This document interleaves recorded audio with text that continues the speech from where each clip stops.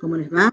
Buenos días, buenas tardes. Esta es la conferencia inaugural de este 12 Congreso Latinoamericano que se ha dado en llamar asincrónico, porque precisamente lo que pretende es que todas y cada una de ustedes puedan, cuando quieran, cuando tengan la posibilidad, ingresar a esta plataforma, ingresar a esta parte del Congreso para poder escuchar sobre los distintos bloques los temas de niñez, adolescencia y familia. Y justamente este año se ha dado en llamar, en este lema que nos identifica, América Latina, el Caribe, unidos por los derechos y el protagonismo de niños, niñas y adolescentes. ¿Por qué pensamos en este lema? Y puntualmente porque nos damos cuenta día a día, aquellos que trabajamos en infancia, con adolescentes, en contacto con el sistema penal, problemas de familia, problemas de vulneración de derechos, pobreza y tantos otros situaciones, ¿no es cierto?, que hacen sufrir a los niños y a las niñas. ¿Qué lugar le estamos dando a estos niños y a estas niñas? ¿Qué lugar le estamos dando a estas adolescentes, a estos adolescentes, dentro de lo que es el sistema de gestión, el sistema legal y también en la justicia, en los procesos? ¿Cuándo los escuchamos? ¿Cómo los escuchamos? ¿Qué importancia le damos a sus dichos? ¿Sabemos si existe esa capacidad, esa madurez o no? ¿Qué esperamos para poder darles el lugar que se merecen y que este interés superior, que hace más de 35 años está reflejado en la Convención de los Derechos del Niño y antes en la Declaración del año 24, del año 59, se haga una realidad? Este es el gran desafío de este Congreso de Rosario 2020. Que tengan el protagonismo, que le demos el lugar, que le demos la importancia que se merecen en todas y cada una de las situaciones en que sean precisamente ellos los destinados de esta resolución, de este programa, de esta demanda o de esta contestación. Por eso, en este día quiero que reflexionemos. Quiero que reflexionemos puntualmente sobre todas estas situaciones. Y para eso hemos elegido este lema.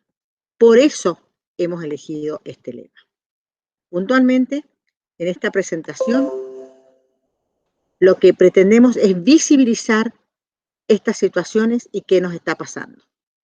Sabemos, y como dijimos recién, que tenemos declaraciones que Naciones Unidas, que todos los países del mundo hemos consagrado y le hemos dado incluso el poder de convención, el poder de contrato, de tratado. Y si no lo cumplimos, deberían ser los estados responsables de esta vulneración nueva de derechos. Nueva porque aparte de la originaria, tenemos una nueva porque tenemos una obligación de que todos estos derechos consagrados en las normativas internacionales, como dijimos, la Convención, la Declaración de los Derechos del Hombre, la Convención Americana de Derechos Humanos tan sabia y que ha inspirado tanta legislación en nuestra querida Latinoamérica y el Caribe, que realmente se ha cumplido. Los derechos a ser oídos, el derecho a esta autonomía progresiva, es algo fundamental de reflexionar. Por eso hablaremos, como digo, del protagonismo negado a los niños, niñas y adolescentes. Algunos de ustedes me dirán, bueno, pero las leyes han crecido, han progresado, ahora el niño no se lo trata como objeto, sino como sujeto. Bueno, quiero verlo. Quiero ver que este sujeto que puede hablar sea escuchado. Quiero ver que este sujeto de derechos, que muchas veces no puede hablar, lo podamos mirar y podamos tener la empatía suficiente para darle lo que merece. Entonces, de nada sirven las teorías de situación irregular, de protección integral, de no objeto, de sí sujeto, si en la vida de estos niños no existe la felicidad. El artículo 20, que es prioritario a mi criterio de la Convención Internacional de los Derechos del Niño y que reactiva también todos aquellos primeros artículos sobre interés superior, sobre el derecho a vivir en una familia, sobre el derecho a conocer sus orígenes, sobre su derecho a la identidad. ¿Sí? Este artículo 20 nos dice que todos los niños que están temporal o permanentemente privados de ese medio familiar originario tienen derecho a la protección y asistencia especial del Estado. Que ese Estado, como dice ahí, exista, que no sea negado. Y precisamente una de las mayores vulneraciones de estos derechos la tenemos por parte del Estado. Porque este derecho a vivir en familia está totalmente consagrado. Y sabemos que lo primero es que se le permita vivir en su familia de origen. Y que solamente cuando como dice la misma convención, a reserva, ¿no es cierto?, de esta investigación judicial que se haga, se considere que es más beneficioso para el niño o la niña sacarlo de ese medio. Y bueno, de todas maneras tenemos que darle un medio familiar. Y si existen esas situaciones de abandono, abuso, violencia que se produjo, y bueno, tenemos que ver qué hacemos para superarlas y para que el niño pueda volver a un ambiente familiar y no vivir, por mejor y hermoso que veamos una residencia, nunca es lo mismo, ni es lo que todos merecemos de vivir amparados bajo una familia. Entonces, qué importante que es desde el discurso de este interés superior, ir a la práctica, a una práctica inclusive, porque sabemos que hay muchos lugares donde los niños crecen fuera de una familia, en una institución, o en esas familias hermosas que se llaman familias cuidadoras o familias alternativas, pero que son alternativas a las suyas, y no hay derecho a que persistan por años en estas situaciones. Ustedes saben que hay provincias, por lo menos en Argentina y en otros lugares de América Latina que tienen sistemas parecidos, que toma la decisión la justicia. Pero en la mayoría de los casos, a partir de las reformas en nuestro país, la reforma de la 26061, que se llamó Ley de Protección de Niñez y Adolescencia, el que toma esta decisión puntualmente no es la justicia, sino que son órganos administrativos. Y la justicia solamente revisa ese tipo de decisiones.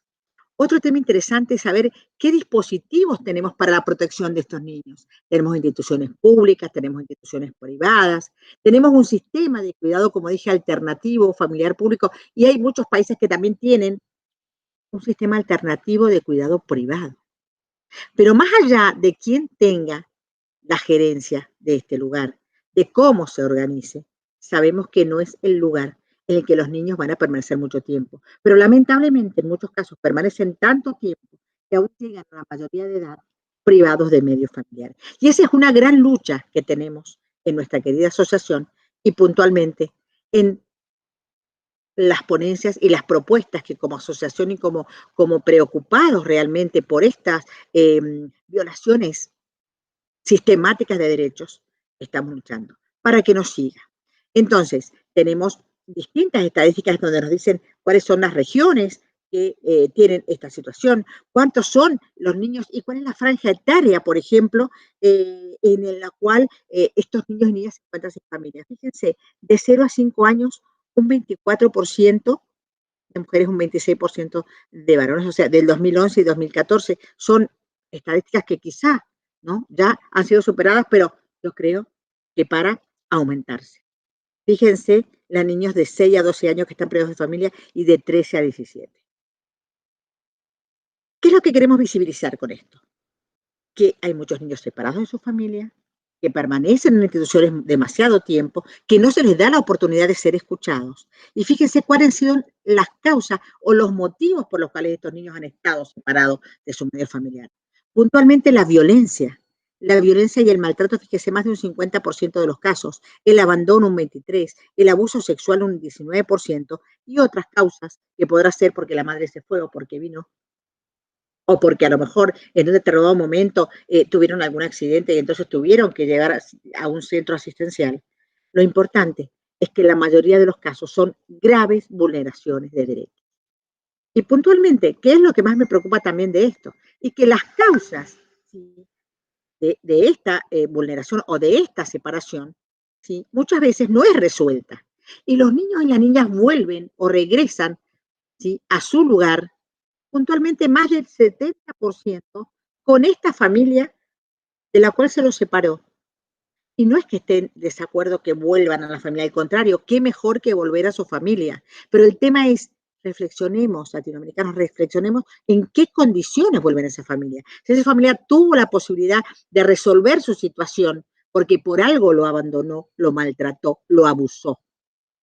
Entonces, que un 70% de estos niños queden en ese ambiente, pero no muchas veces incluso ni la familia de la cual se salió de su centro de vida, sino a veces con otras familias que prácticamente tienen solamente un vínculo biológico, pero que tampoco tienen a veces la predisposición de recibirlos, solamente por la insistencia de aquellos que tienen a su cargo la administración de esta situación.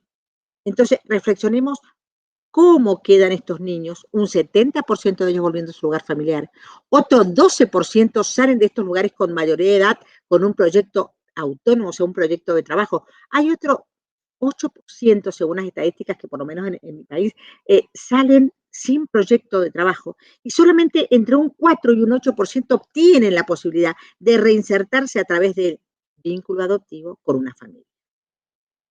Por eso me parece tan importante reflexionar uno de los grandes temas que me parece que tenemos que seguir trabajando porque hay muchos niños sin este cuidado parental. Y puntualmente en esta imagen que nosotros vemos en este momento tiene que ver con esto, con el atraso en las vinculaciones familiares. Esto es un problema serio. Hay en nuestro país más de 10.000 chicos, 10.000 niños y niñas, ¿sí? Gurises, como le quieran llamar, pibes, privados de medio familiar. Y muchos de ellos desde la primera infancia, desde el momento de nacimiento. Esta foto es real, no se ve la cara, no estamos violando ningún derecho a la intimidad, estamos solamente mostrando que en este lugar no tienen la comodidad ni el amor ni el estímulo merecido. Y no, esto es una cantidad de ropa que tienen acumulada, no porque no lo quieran hacer los operadores que tienen todo su amor para cambiar a lo mejor 30 o 40 pañales en una hora, dar mamaderas, tratar de estar con ellos, pero es imposible porque tampoco existe en estos lugares, macro hogares, un recurso humano, ¿sí? Con la cantidad suficiente como para poder brindar este servicio.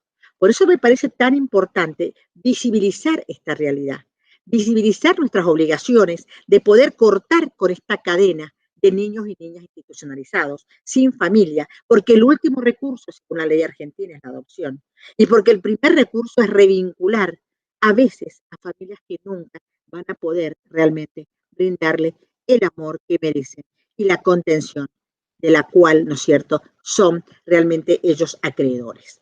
Por eso me parece que un primer temita de estos derechos a ser protagonista es este.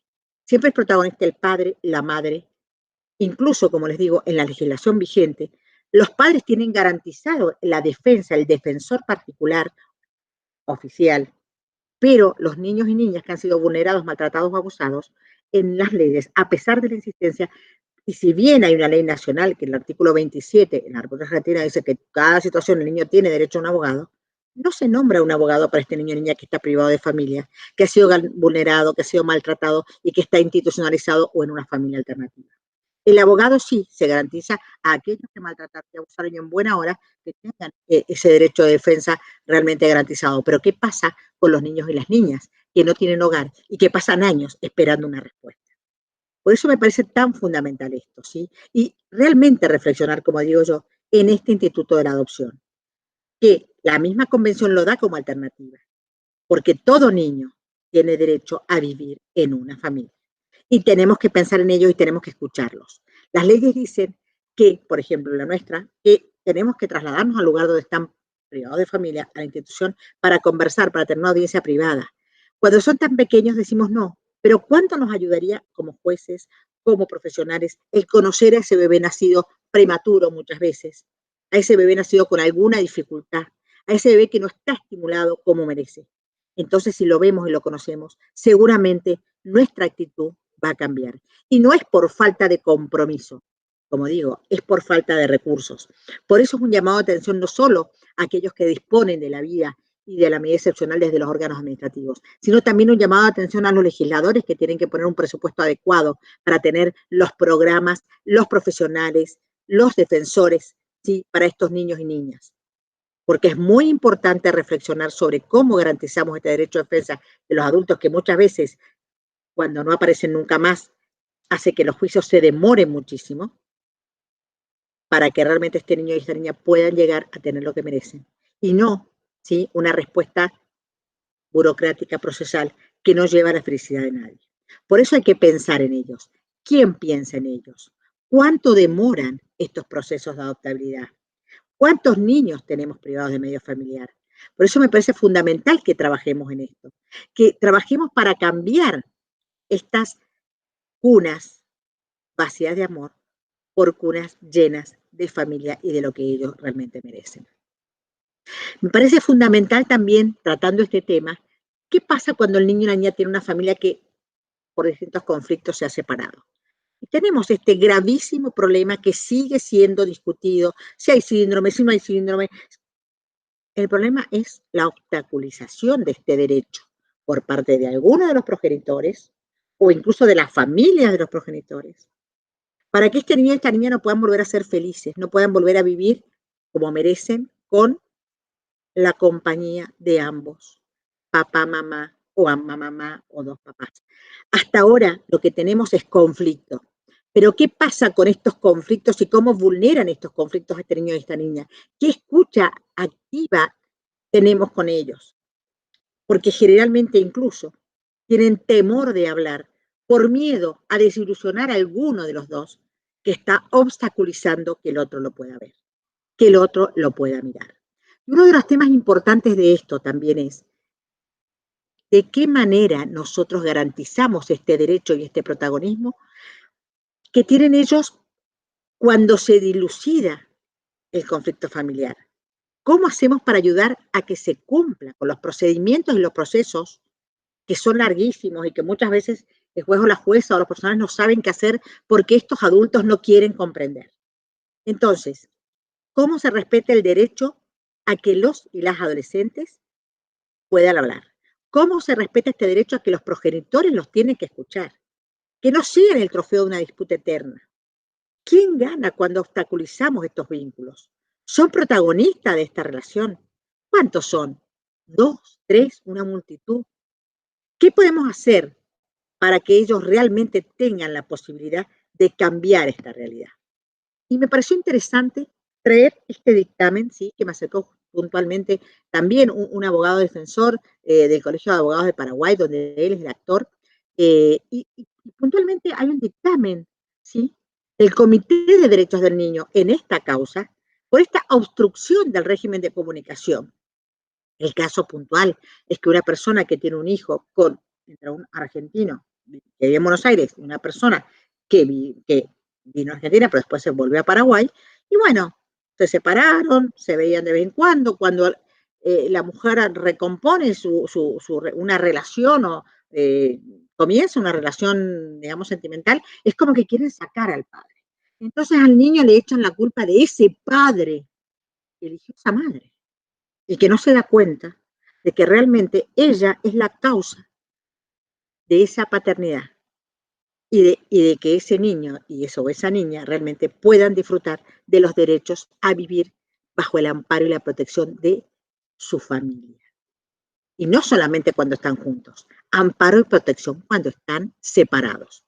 Entonces el mismo comité, ¿sí?, nos llama la atención en esto y dice, ¿por qué esas sentencias que muchas veces se dictan por los tribunales de niñez, los tribunales de familia, no son cumplidas? Porque esa mamá, o a veces ese papá, no quiere que ese niño se relacione, ¿sí? Ese relacionamiento no lo quiere. Entonces, ¿qué dice el comité? Que si bien no existe a veces un procedimiento para ejecutar, en este caso con la ley paraguaya, las sanciones a este tipo de juicio, el juez posee los estándares jurídicos para hacer efectiva dicha resolución.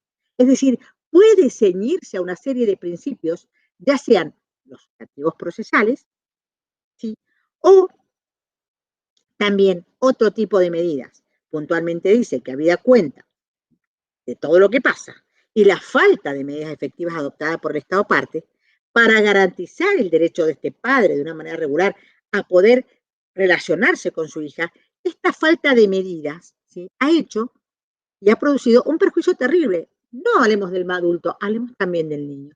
Entonces, lo que dice el comité, que realmente hay que tratar de que los jueces y que los tribunales hagan cumplir este tipo de medidas.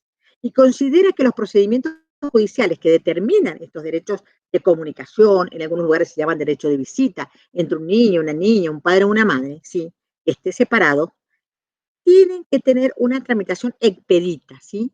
¿Por qué? Porque dice que el paso del tiempo tiene consecuencias terribles, irreparables en las relaciones entre ellos. Así como son irreparables las consecuencias de no vinculación familiar y un niño tenerlo en familias cuidadoras o con personas que no lo quieren o en instituciones, también esta separación de uno de los o las progenitoras tiene consecuencias irreparables, dice la Corte.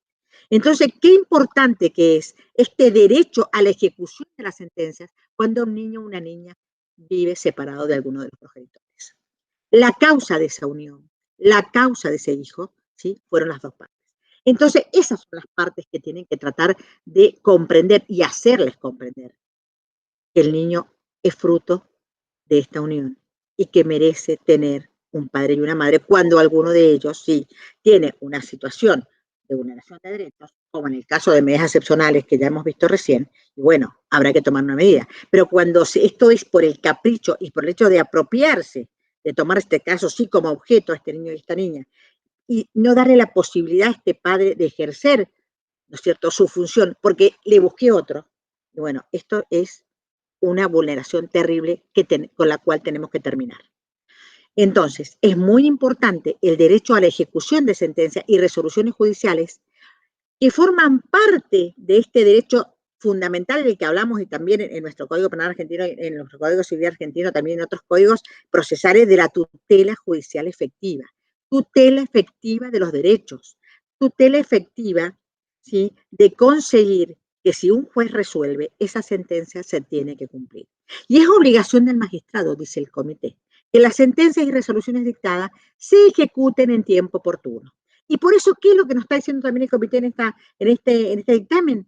Que hay que capacitar a los jueces y a los miembros de la Secretaría Nacional, en ese caso de Niñez y Adolescencia, u otros profesionales competentes, sobre el derecho del niño o una niña a mantener relaciones personales y contacto directo con ambos padres de manera regular, y en particular sobre la observación general 14 del mismo comité, el derecho a ser escuchado, el interés superior de los niños y las niñas.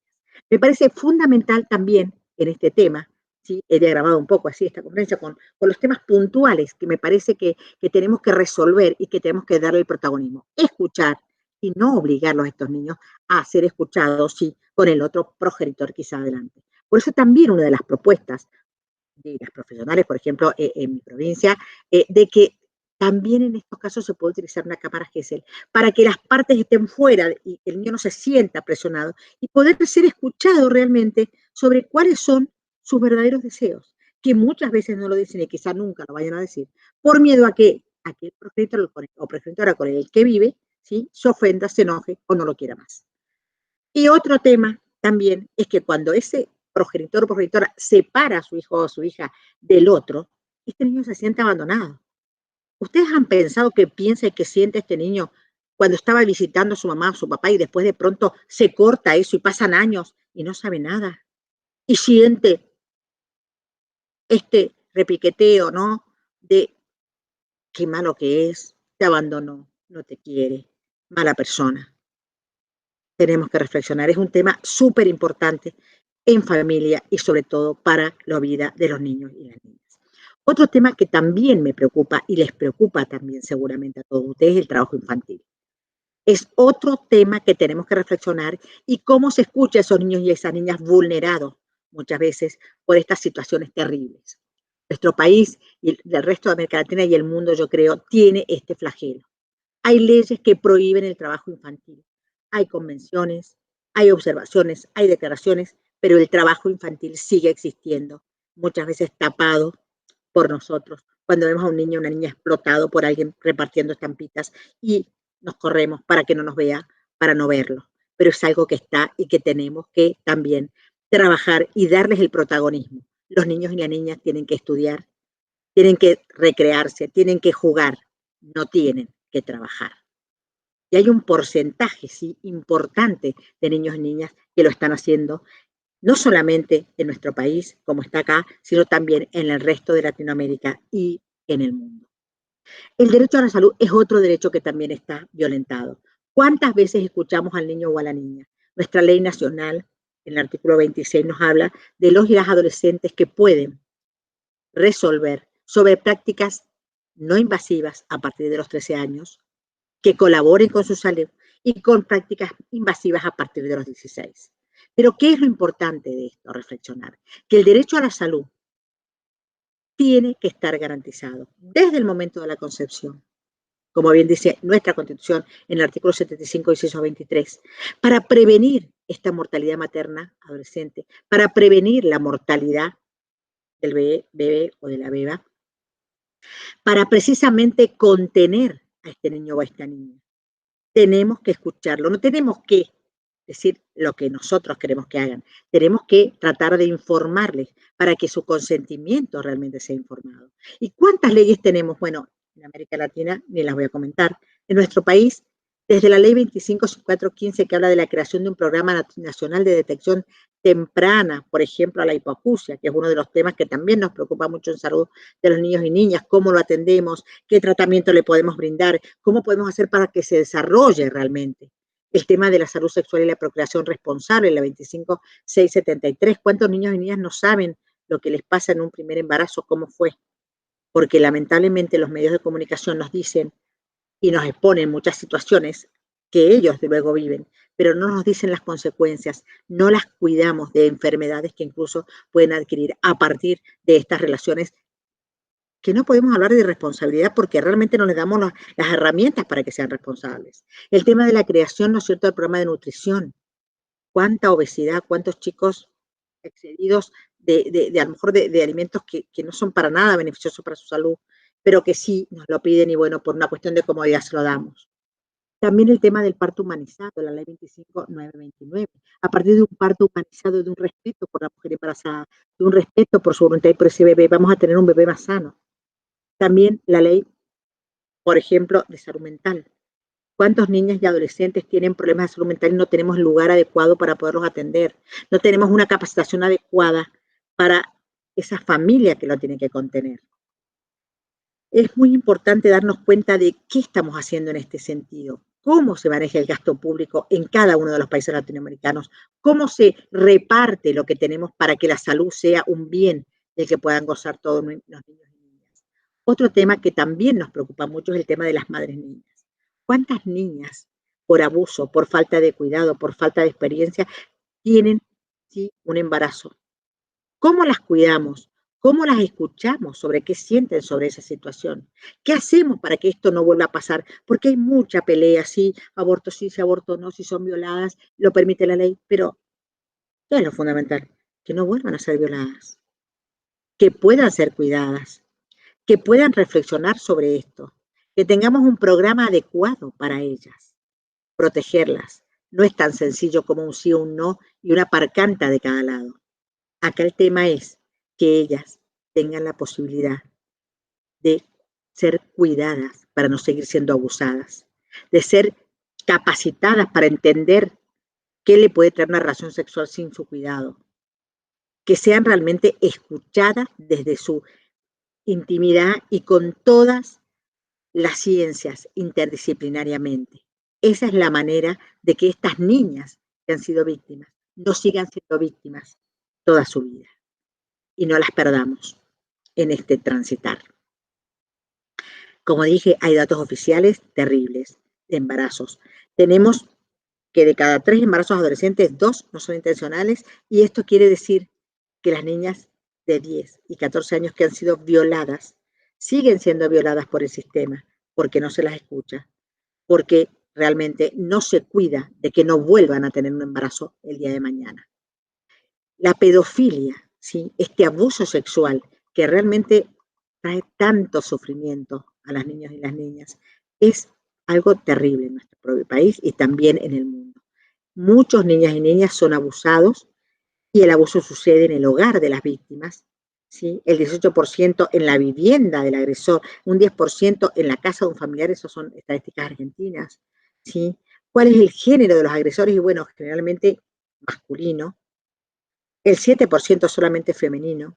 Y también respecto a la edad de las víctimas, fíjense, el 47% de las víctimas son mujeres en general de 6 a 12 años. Hay un 28% de 0 a 5 y un 25% de 13 a 17. Pero ¿quiénes son los agresores? Y bueno, como dijimos, en la casa de un familiar es el familiar un 75%. El 40% es el padre. ¿Cómo tenemos que meternos en esas familias para poder salvaguardar estos derechos? Porque, como les digo, no es solamente la discusión de si sí o si no le puedo interrumpir el embarazo legalmente. Acá el tema es que no se quede embarazada. El tema es que no sea abusada. El tema es dar mayor capacitación, mayor cuidado y tener una legislación, ¿sí?, que no impida que este agresor sexual quede impune. porque generalmente, y por la forma en que se tramitan estos casos, porque realmente se hacen en la intimidad de un hogar, porque realmente muchas veces decimos, la única prueba es, es lo que dice el chico. ¿Y qué más que lo que dice el chico? ¿Qué más queremos para darnos cuenta de que está sufriendo y de que ese pederastra tiene que salir de circulación? Pero nos cuesta creerle a los niños y a las niñas y no son protagonistas tampoco quizás en este sentido y en estas situaciones. Otro tema que también nos preocupa mucho es la mortalidad infantil. ¿Sí? La mortalidad infantil que se da, tenemos niños de 10 a 19 años, dice que de 5 a defunciones cada 10.000 niños, que la mortalidad entre los varones es 2 veces más alta que el de las mujeres, y esto significa también falta de nutrición, falta de cuidado, falta de recursos. El 60% de las muertes, ¿sí?, de adolescentes se debe a causas externas, mortalidad infantil, mortalidad adolescente.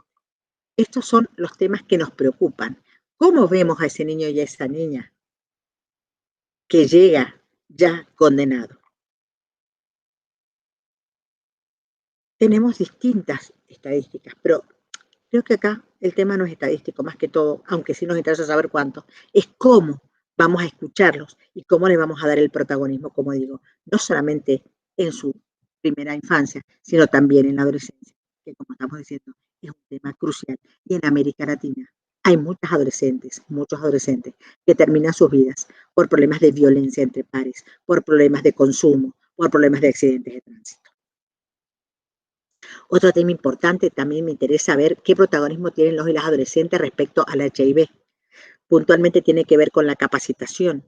Muchos niños y niñas no cuidan al tener relaciones sexuales, pero no tienen ni idea, ¿no? Que si bien es cierto que hay enfermedades como esta que ya tienen un alto porcentaje, ¿no es cierto?, de control terapéutico, lo importante es que también podamos educarlos en esto, ¿no? Y tratar de eliminar, fíjense los porcentajes que tenemos, tratar de llevarlos cada día a menor porcentaje, a menor número de adolescentes y de mujeres y varones, ¿sí?, que llegan a tener esta enfermedad, que como les digo, les está conculcando su calidad de vida. Otro tema importante que también me parece que tenemos que analizar es el alcohol y el consumo de sustancias. ¿Qué protagonismo tienen los niños y las niñas cuando tienen o quieren hacer un tratamiento o quieren salir de esto? ¿Tenemos el lugar adecuado para llevarlos? ¿Tenemos los profesionales adecuados cuando no hay medios económicos? Cuando precisamente dicen quiero dejar y la primera entrevista que le va a hacer un centro de adicciones es para un mes o dos, y ni hablemos ahora en tiempos de pandemia. ¿Qué tipo de educación les estamos dando cuando estamos potenciando este consumo? Cuando estamos dando el ejemplo en los medios de comunicación, a través de películas y a través de distintas series, que todos se drogan, todo es marihuana, todo es etcétera, etcétera, etcétera. Qué bien que lo sentimos. Y después lo reprochamos. Y después tenemos adolescentes que realmente no sabemos qué hacer para que salgan de esto, ¿sí?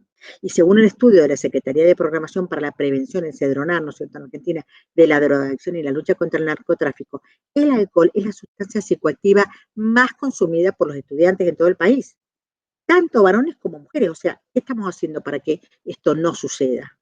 Y 7 de cada 10 estudiantes consumieron alcohol alguna vez en su vida.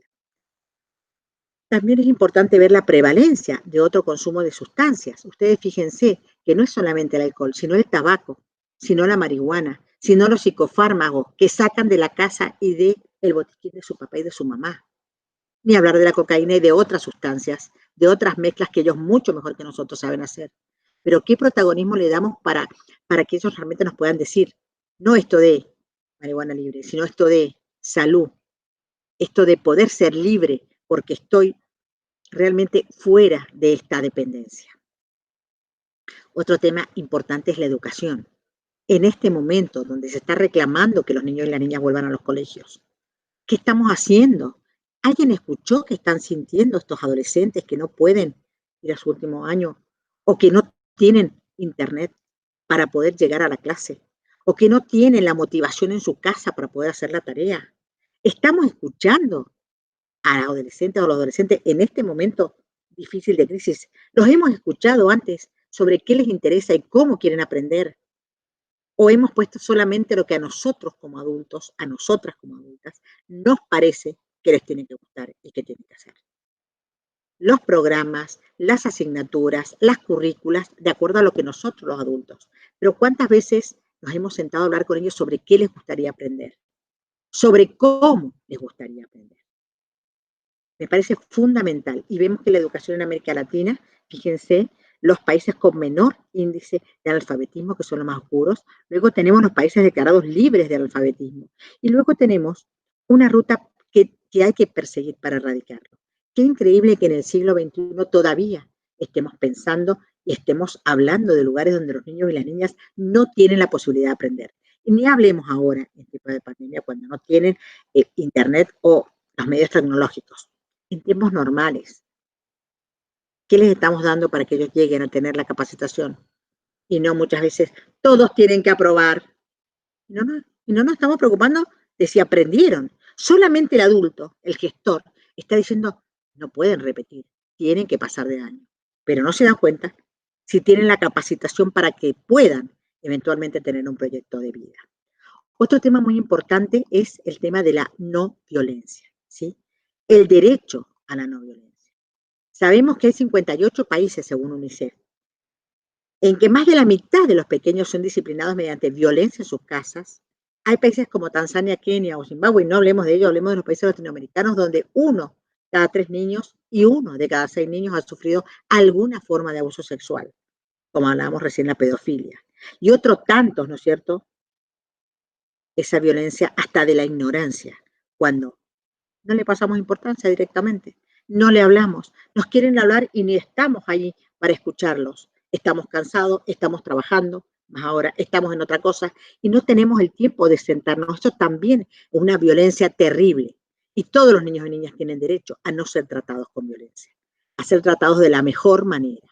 Y hay muchísima normativa, como hablamos recién también, a nivel nacional y a nivel latinoamericano, que nos hablan de la protección contra la violencia familiar, de la protección contra la violencia de las mujeres, de que el niño y la niña no tienen que ser castigados como forma educativa. Pero ¿y qué estamos haciendo? ¿Qué estamos haciendo con esa violencia cotidiana de todos los días contra estos niños y estas niñas? Fíjense cómo piensa la gente que debe ser educado un niño. Fíjense en esta encuesta que dice que deben ser castigados físicamente en el color rojo para poder aprender. Otros que deben ser castigados, pero no físicamente. Y otros que no deben ser castigados. Pero la verdad es que los niños y niñas son castigados no solamente físicamente, sino también, como digo, por la ignorancia, por el ninguneo, por no estar cerca de ellos. Y la violencia que se ejerce es psicológica la mayor, como esta ignorancia.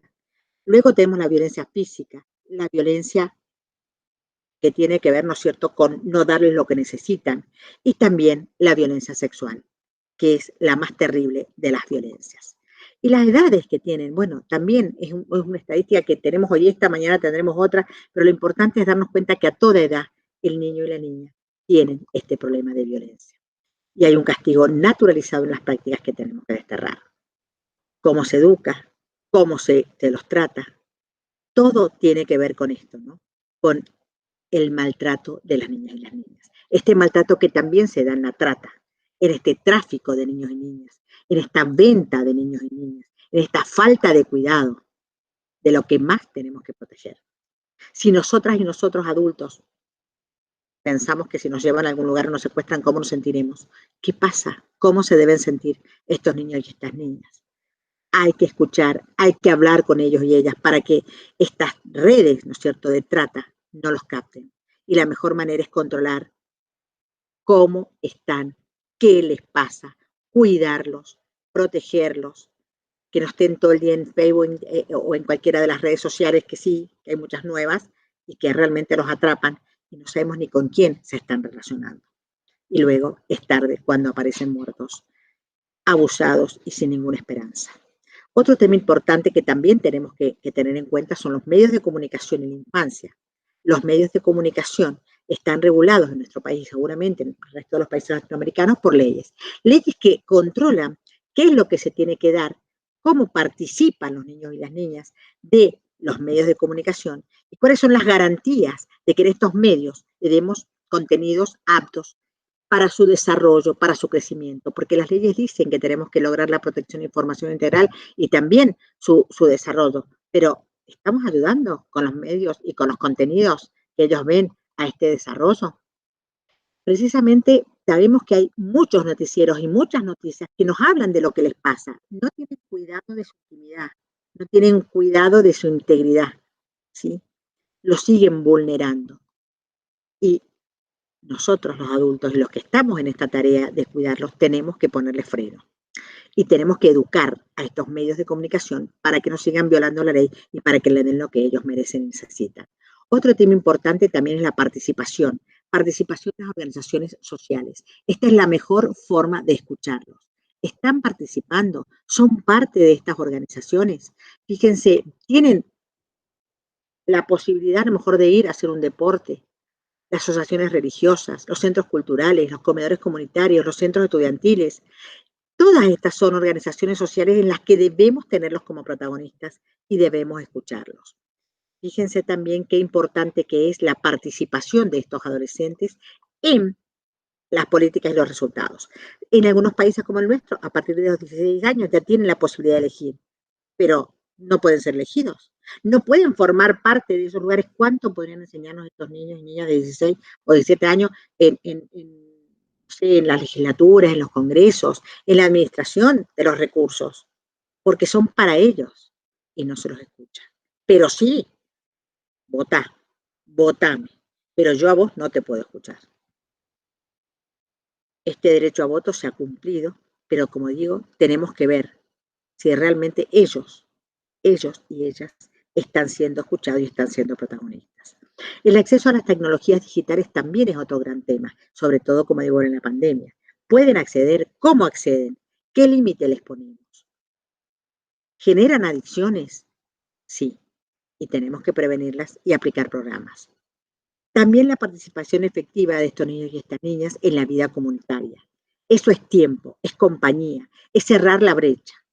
¿Cómo hacemos? Pensemos. La legislación claramente consagra este derecho a participar, este derecho a que con distintas intensidades el niño y la niña, el o la adolescente puedan ser parte de estas decisiones. ¿Para qué? Para estar plenamente preparado para una vida independiente en sociedad, para ser educado en el espíritu de los ideales proclamados en la Carta de Naciones Unidas, para que puedan vivir con un espíritu de paz, de dignidad, de tolerancia, de libertad, de igualdad. Pero ¿cómo nosotros no lo tenemos? Si nosotras no se lo brindamos. Y otro tema súper importante es este tema de que los niños, niñas y adolescentes, como dije, son sujetos de derechos. ¿Cómo hacemos para que todas y todos lo puedan hacer? ¿Cómo hacemos para que puedan desarrollar su capacidad y su competencia? ¿Cómo hacemos para que este principio de autonomía progresiva, que es vital y es tan importante analizar, sea realmente una posibilidad? Que puedan madurar, que puedan desarrollarse de forma intelectual y comprender. Toda persona menor de edad tiene derecho a ser oída, pero ¿los estamos escuchando? Sabíamos y dijimos recién que a partir de los 16 años podían decidir ciertas cosas. ¿Cómo pueden prestar consentimiento si no son realmente informados? ¿Cómo podemos respetar el interés superior si realmente no sabemos lo que quieren? ¿Cómo nos hacemos protagonistas y priorizamos sus derechos? ¿Cómo garantizamos estos derechos a partir, como digo, desde el momento de la concepción y en todo su desarrollo hasta llegar a ser adultos? Estos derechos que le ayudan a formarse, a desarrollarse, a decidir, esta capacidad y esta competencia. ¿Y qué nos pasa con los adolescentes en conflicto social o en contacto con la ley penal, con este sistema penal? Otro gran tema que nos preocupa muchísimo, porque cuántos niñas y niñas no le dieron lo que no respetaron estos derechos de los que estamos hablando y llegan a tener este conflicto social o este contacto con el sistema penal. ¿Qué pasa con lo que tuvieron que haber vivido, con esta educación que no recibieron, con esta familia que no tuvieron, con esta falta de atención de los adultos para evitar que lleguen a estas situaciones de vulneración? Entonces tenemos que tener un nuevo paradigma que nos deje de lado el viejo, de esa visión de la adolescencia mala, de la adolescencia que tenemos que excluir, de la adolescencia que no respeta, ¿sí? Y buscar nuevas respuestas de inclusión y de comprensión. Qué importante que es este modelo entre la familia, los amigos, la comunidad, y conjugar, ¿sí?, lo que está dentro de la persona desde lo que está fuera. La neurociencia también nos da ciertas pautas y nos indica que lo que llamamos adolescencia coincide con un aumento extraordinario de la capacidad de aprendizaje. También nos está diciendo que hay que insistir, ¿no es es cierto?, para que estos primeros años de vida, que son decisivos y que los que hablamos del desarrollo, que lo vivan en paz, en comunidad, en familia, porque esto nos va a dar la posibilidad de que tengamos un adolescente sano, un adolescente equilibrado, un adolescente que pueda tener un sistema cerebral donde la emoción y la regulación de esas emociones, ¿sí?, pueda darnos la posibilidad de que este niño sea y pueda ser un adulto responsable el día de mañana, pero sobre todo un adolescente que se tuvo en cuenta.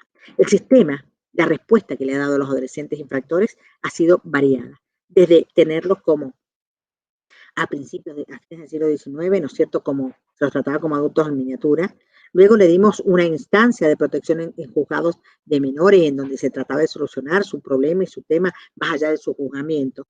Y llegamos a este adolescente de hoy, que luego de la convención tiene todo el proceso y todas las garantías, pero también tiene respuestas que no son adecuadas a su adolescencia, que también tenemos que revisar. Nos han comentado los jueces muchas veces en estos últimos precongresos que ha habido chicos con 20 o 30 años de sanción, de prisión, cuando estamos diciendo que hay que tratarlos de una manera adecuada, de acuerdo a su madurez, a su comprensión, de manera interdisciplinaria. Y no le damos la respuesta restaurativa que nos dice la Declaración Iberoamericana, su decálogo y las reglas de Naciones Unidas. Una respuesta diferente que tiene que ver con este adolescente, con esta adolescente que ha sufrido y que ahora muchas veces hace sufrir a la sociedad. Hay muchos adolescentes incluidos en dispositivos penales, pero ¿qué es lo que nos está pasando? Tenemos objetivos de desarrollo sostenible que nacieron en el año 2015 a partir de la reunión de los gobernantes y de aquellos que tienen todo el poder y que nos dicen que tenemos que terminar con la pobreza, terminar con la violencia, que los chicos tuvieran educación, que tuvieran la posibilidad de desarrollarse. ¿Y qué ha pasado?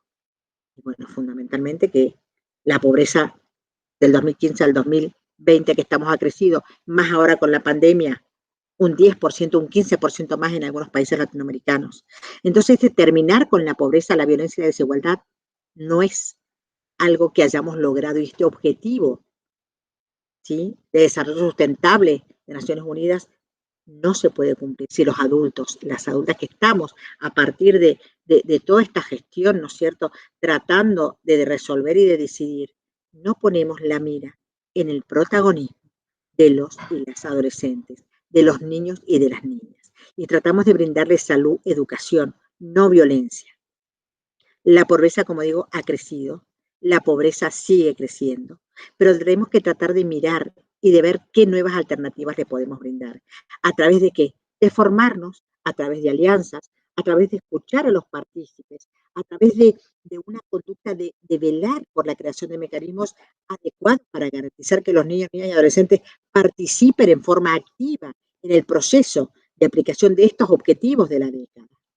Démosles el protagonismo, démosle la posibilidad, porque si creemos en ellos, si creemos en nuestro trabajo y en estos objetivos y en estas convenciones que nos pasamos recitando, de que el interés superior es lo básico, de que hay que mirar a través de ellos, de que el interés de ellos es siempre superior al de los adultos, bueno, hagámoslo realidad.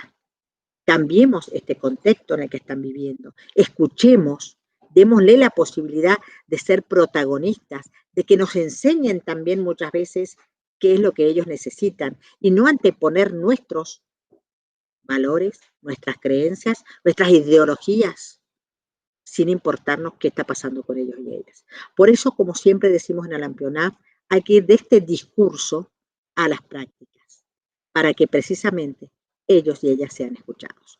Así que muchísimas gracias por escucharme, muchísimas gracias por estar y por realmente darnos la posibilidad de que esta asociación latinoamericana que nuclea a todas aquellas que quieren trabajar, que quieren capacitarse, que quieren cambiar estas realidades, ¿sí?, pueda ser realmente una realidad la felicidad, una realidad este interés superior y una realidad la unión de las ciencias y de las personas para que se cumpla de una vez por todas con el interés superior y los derechos de niños, niñas y adolescentes. Así que muchísimas gracias. Yo espero realmente que podamos compartir estas posibilidades y que podamos darles a ellos y a ellas lo que se merecen. Los invitamos a asociarse a la Alampionaf, los invitamos a integrarse latinoamericanos, latinoamericanas, personas del Caribe y también tenemos asociados de otros puntos del planeta, que son bien recibidos en la medida en que se respete esta identidad latinoamericana, en que nuestros problemas, que son muy parecidos, ¿sí?, le demos esa respuesta que merecen desde la ley, desde la voluntad y desde priorizar siempre al niño y a la niña que está esperando de nosotros una respuesta, como digo. Así que muchísimas gracias y esperamos que sigan disfrutando de este congreso asincrónico con una cantidad de personas que han puesto tiempo y esfuerzo para brindarle su opinión, su conocimiento, sus propuestas, sus dudas y también, ¿no es cierto?, el amor que ponen en cada una de estas videos y de estas disertaciones. Así que muchísimas gracias.